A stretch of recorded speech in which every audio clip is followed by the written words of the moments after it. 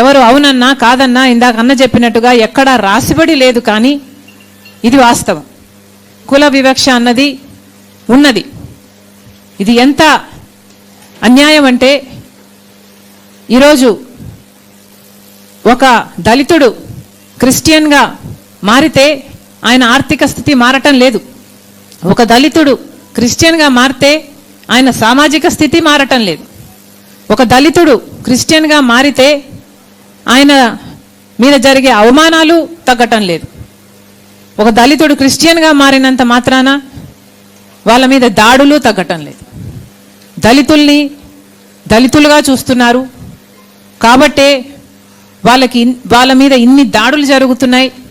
వాళ్ళ మీద ఇన్ని దాడులు జరుగుతున్నాయి కాబట్టే వాళ్ళకి కొన్ని అప్లిఫ్ట్మెంట్ కోసం కొన్నైనా చేయకపోతే, రిజర్వేషన్లు అయితే ఏమి, లేక SC ST atrocity act protection అయితేనేమి, ఇలాంటివన్నీ వాళ్ళకు ఇవ్వకపోతే వాళ్ళు సమాజంలో పైకి రాలేరు, బ్రతకలేరు అన్న ఉద్దేశంతోనే వాళ్ళకి ఇవన్నీ ఇవ్వటం జరిగింది. ఒకవైపు ఇస్తూ, ఒక చేత్తో ఇస్తూ ఇంకో చేత్తో మళ్ళీ లాగేసుకున్నట్టుగా వాళ్ళు క్రిస్టియన్స్ అయితే ఇవి వర్తించదు అనడం చాలా చాలా అన్యాయం. అంతేకాదు, ఒక ఎస్టీ మతం మారినా క్రిస్టియన్ అయినా ఒక ఎస్టీయే, మళ్ళీ రిజర్వేషన్లు అప్లై అవుతాయి. ఒక బీసీ మతం మారినా రిజర్వేషన్లు అప్లై అవుతాయి.